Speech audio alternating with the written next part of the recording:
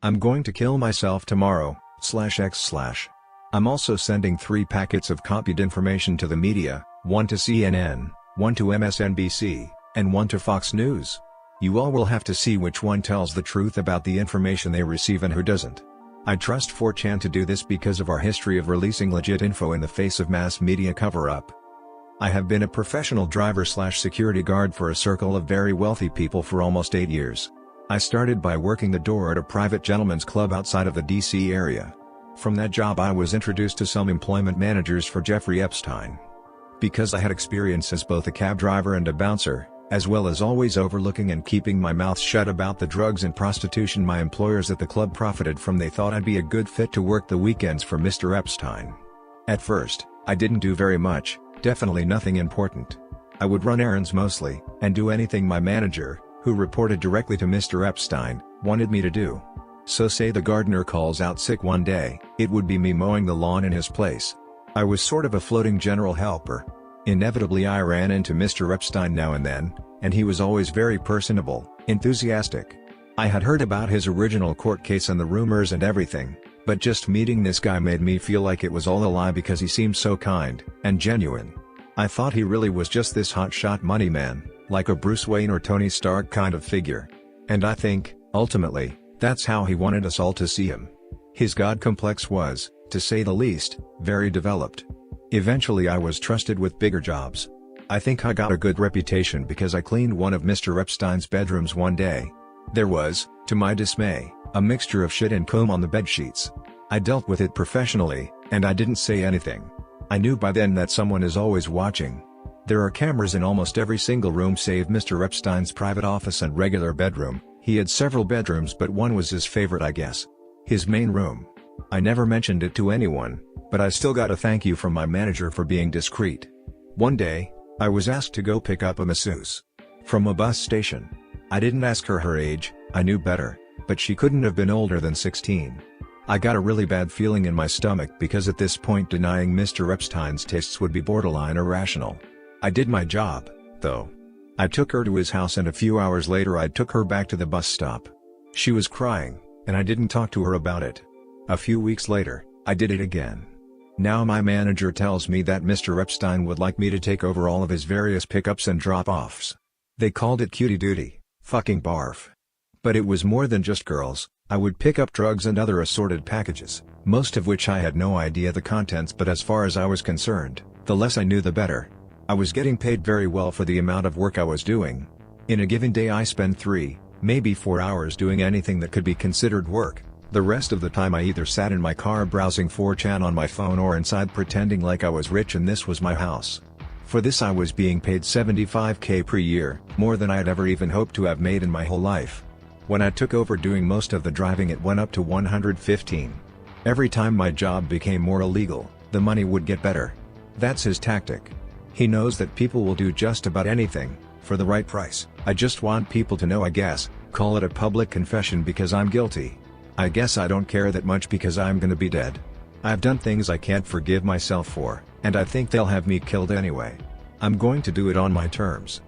Anyway, Mr. Epstein is very shrewd. He pays you a lot, but not enough for the shit you have to do. And he tries to find the absolute least amount he can pay to keep you doing it. For me, disgracefully, that was around $150,000. I stayed on cutie duty for about 4 months, then Mr. Epstein took a trip abroad and he loaned me out to another family, the Romneys. Now, keep in mind, I never met Mitch Romney and I don't think I even worked for him, I just worked for the family. I reported to an employment manager as usual.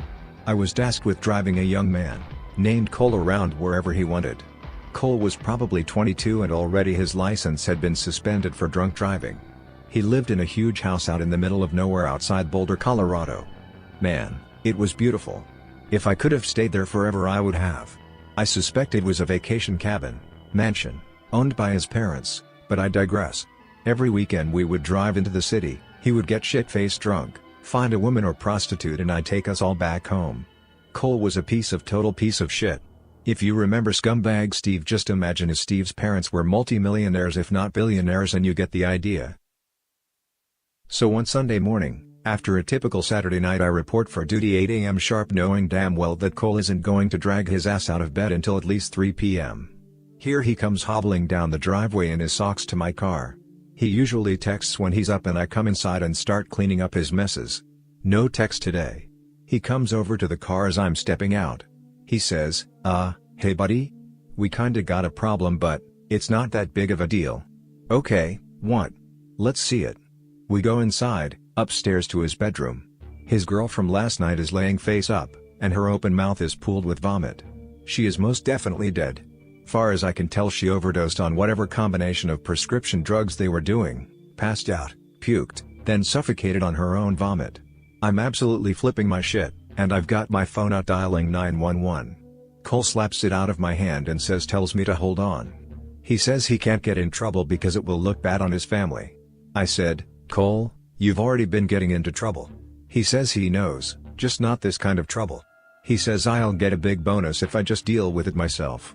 Now, I'm way out here in the middle of nowhere, and the implication from day one of my employment in this circle has been that if I mess up I might suffer harsh consequences. I know what I did here was wrong. I know that, and I am so sorry. I asked him what I'm supposed to do. He says just wait. He gets a different phone out of a drawer and starts making calls. After a few minutes, I'm waiting in the hallway. He's casually pacing around the corpse. He gives me GPS coordinates for a little spot off 111 out in the mountains. I'm supposed to wrap her up, take her there, and drop her off. He said there would be guys waiting there to take her. It's a long drive and I don't look forward to it one bit. I wrap her up in his comforter. He stops me. Bro, he says. Bro, not that blanket, that's like the softest blanket in the world, dude. No way. And he gets me a different blanket from the closet. Fucking real gentleman, Cole was. He's got an F-150 at the property used for landscaping work. I put her body in the bed with a tarp on top, and then I fill the rest of the back with landscaping supplies. Fertilizer, tools, etc. I tried to make it look really natural and boring. I'm shitting bricks. I can't believe I'm actually doing this.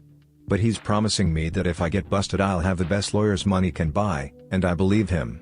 She's dead already anyway, and it's unlikely he would even get into any real legal trouble, just bad press. So what's the difference? The whole time driving I'm just sweating right through my clothes. I have to stop twice to puke. When I get there's a little dirt spot you can pull over into, and sure enough there a big black SUV and a Jeep with off-road tires.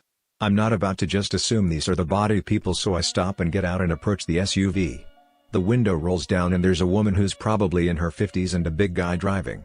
I don't know what to say, so I'm just kinda like, how's it going? Feeling like a complete fucking idiot. She makes a call and describes me to the person on the phone. Then she puts it down and says, "We're who you're looking for. Is it under all that stuff in the bed?" I say, "Yeah, do you need help?" She says, "No, take a break." So I walk into the trees a little bit and smoke a cigarette or two. They've got her out and put her in the Jeep within about 5 minutes. The woman tells me to wait 15 minutes before I leave, then they pull out and drive away. The Jeep drives further into the woods. I wait maybe 7 minutes and I leave. I got a text later telling me not to ever leave early again. It was from a blocked number. So when I get back to the house, Cole is sitting at the kitchen table eating a massive bowl of Fruit Loops with a big serving spoon, watching Love and Hip Hop. This man is like a child, and he hasn't even gotten dressed yet. He asks me to wash his blanket and sheets. I do it. We got really drunk that night, and Cole tells me this has happened twice before and it's always fine. He says he's like Scarface and shit. I hate him. The remaining few months go by without incident and he gets his license back, freeing me at last. Mr. Epstein doesn't need me at this time, but I do get referred as a reliable driver to the bigwigs at Def Jam Records, who assigned me to work on Rihanna's crew while she promoted Talk That Talk, at the time her 6th and newest album. I never met Ms. Rihanna in person, just in passing now and then, but I found this job to agree with me a lot better than the others. I drove a van stacked with promotional gear from city to city while she toured. A few times I was sent to pick up Molly and was taught to use test strips to test for purity.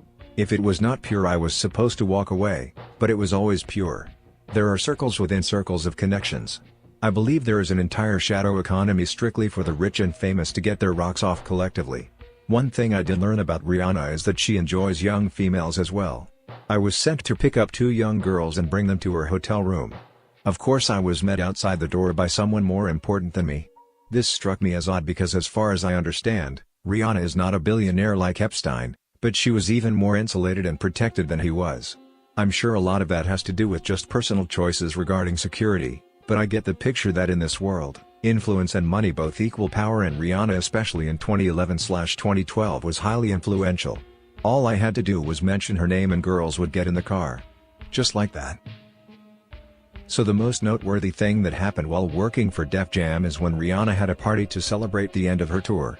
Everybody was there. I mean, all of the pop stars were there. Jonas Brothers, Lady Gaga, Justin Bieber, and even a few old heads like Elton John and some actors. I noticed John Travolta for sure, Seth Rogen, Emma Stone, Bradley Cooper, to name a few. For this party I was, of course, tasked with getting entertainment. They wanted as young as I could get and as many as I could get. Ostensibly they were being hired to be wait staff, valet drivers, etc., but the plan is to switch it up on them when they actually get there, give them drugs, money, whatever they need to do what they wanted them to do, which was essentially to be all expenses paid prostitutes for whoever wanted them. That part, thankfully, was not my job. I'm just the piece of shit who tricked them into going. I picked up 5 young girls from a mall, a couple of teenage boys I found walking along the road, and then I got a hold of an escort company to fill it out and make an even dozen. The ones from the escort company were not underage and I was severely chastised for it. My manager basically asked if I ever wanted to work again. I said yes.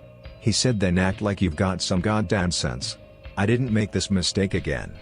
After the tour ended I was just on my own for a month or so. I rented a house near Tulsa and basically isolated the entire time. I was starting to get ideas in my head about going to trade school or something when I was called back to come work for Mr. Epstein again. At this point, I've developed a bad coke habit, of which I have only been sober a few months to this day. I needed something to make me do it. Coke makes you feel numb in a way not much else does, and believe me, I've tried just about everything.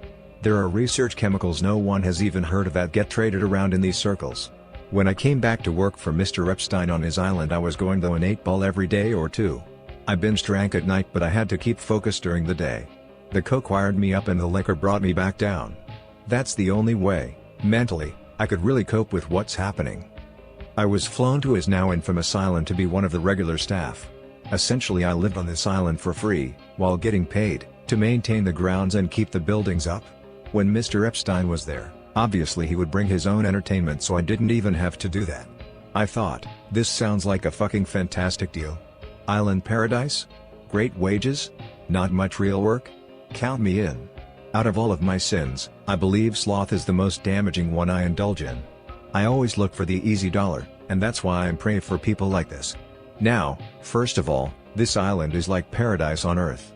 It's always a comfortable temperature.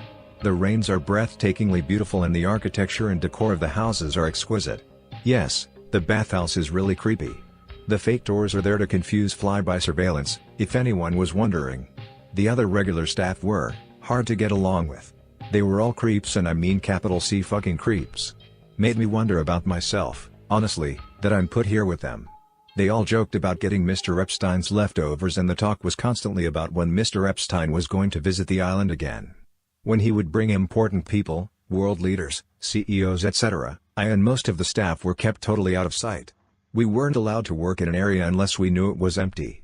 Only his most trusted employees could actually be in the building with him and high-powered friends. Sometimes though, it would just be the family and things were more relaxed. I passed by his office once, carrying some garbage, when he beckoned me inside.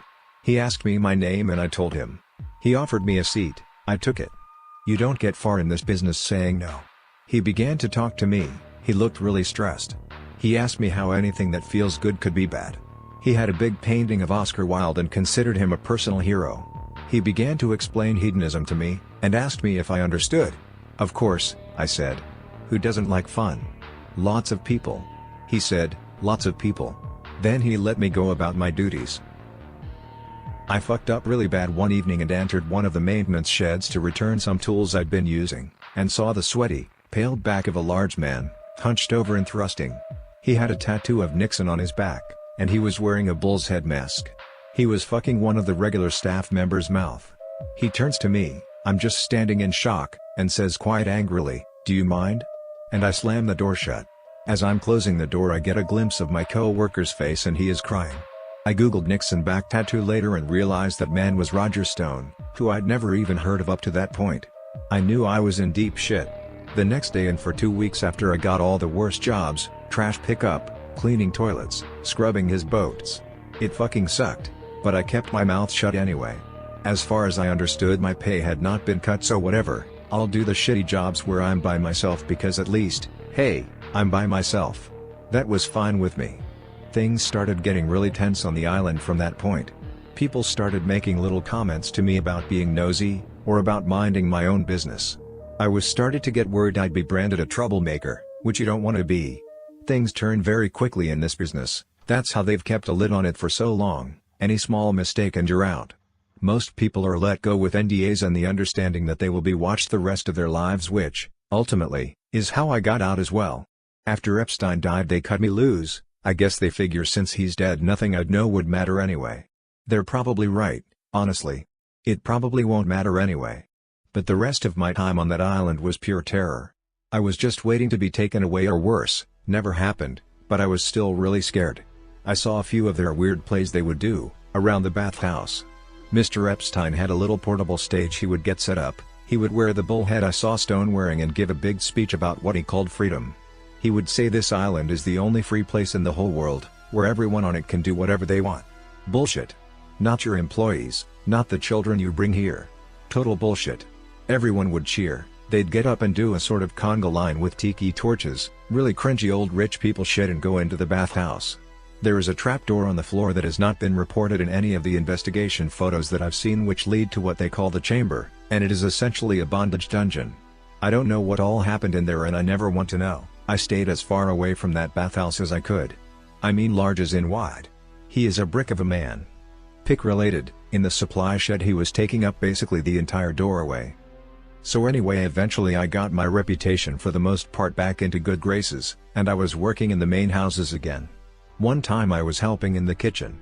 I don't know if the chef was fucking with me, I hope so, but he was separating what looked to me like the torso of a very young, skinned pig. It had been roasted and he was chopping it into quarters, the ribs to be served that evening and the rest broken down for soups and casseroles. I jokingly said that it looked like a little kid. He just gave me this awful, dead-eyed look for a second and said, "Watch it." I worked on that island for about a year. From 2013 to 2014, Mr. Epstein chose me and 2 other trusted employees from the island to come with him to a winter retreat in the Swiss Alps. He owned a small, billionaire small mind you, cabin, again, mansion, there, and wanted people he knew could be trusted, because most of the staff would be local hires. Our job on the surface was to help manage all the employees, like supervisors basically, but the unspoken task would be keeping everyone either in the dark or quiet. Mr. Epstein had a real fondness for plump, young Swiss blondes, and the Swiss, as he would explain, have a very progressive idea regarding age of consent. He viewed this as a more relaxed way to do what he does, more casual. Part of the thrill for these people, I think, is in the fact that it is illegal and they could get in big trouble. When they go to places that are more friendly with the idea of an older man having sex with 15-year-olds, it's to take a break, so to speak. The Alps themselves, wow. I mean, wow. I've been all over the United States and nothing in this country compares to Europe in terms of sheer beauty. Sometimes, early in the morning when I'd come out of my cabin and stretch, looking at the trees, smelling the crisp, clean air, just for a minute I'd forget what I have done, and what I'm doing. When it came back to me, I'd have to fight back tears. I want the mountains there to be the last thing I think about before I die. So I've not been there 3 days when, while me and the 2 from the island are doing bumps of coke off a butter knife in the lower garage, a boy maybe 14, skinny, blonde, pale and naked comes through the doorway right towards us. He's speaking French, but I think I got the gist of what he was saying. He was asking for help. He looked hysterical. Immediately my 2 friends were out of there and I shouldn't have been far behind. I told him, calm down, it's okay, I'm gonna help you. I just wanted him to feel better. This all took maybe 30 seconds before one of the nannies came in. He looked at her, confused, and I get the picture he was trying to decide if she could be trusted. She couldn't. She shushed him and put her jacket over him and took his hand. She was speaking French as well and it sounded like a mother consoling a frightened child. She led him back into the house. I did not see him again.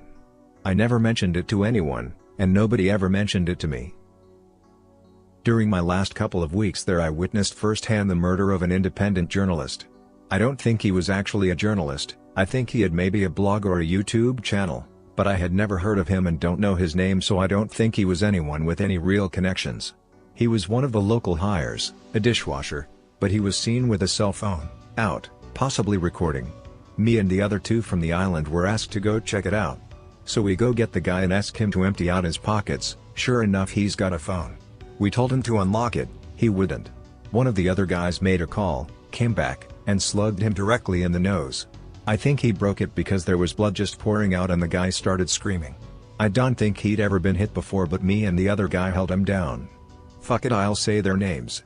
It was Daniel Robinson from South Florida and Marcus Harper from Nevada. Marcus and I were holding him down and Daniel punched him again and told him to unlock his phone. He complied this time, and sure enough there were pictures and videos from inside the house. We knew he hadn't sent anything out because only wired connections worked there. I guess they had signal jammers or something, or maybe because it was just so remote, I don't know. Anyway, Daniel makes another call and tells us to take him outside into the woods. I think we're just gonna threaten him and make him sign an NDA, but Daniel took his belt off and strangled him to death. We had to put his body up in an outbuilding because the ground was frozen. We put him through a wood chipper and then burned everything to ash. There were bits of charred bone left over when I swept it all into a trash bag and threw it out with the regular garbage. This, above anything else, I feel the most guilty for. After that, if I wasn't in before, I was definitely in now. Me, Marcus, and Daniel. The three fucking stooges from hell. Daniel had been in the military and I think he had a few screws loose because he always had a temper. He became the go-to guy for the really dirty shit. I started working for Mr. Epstein directly after this.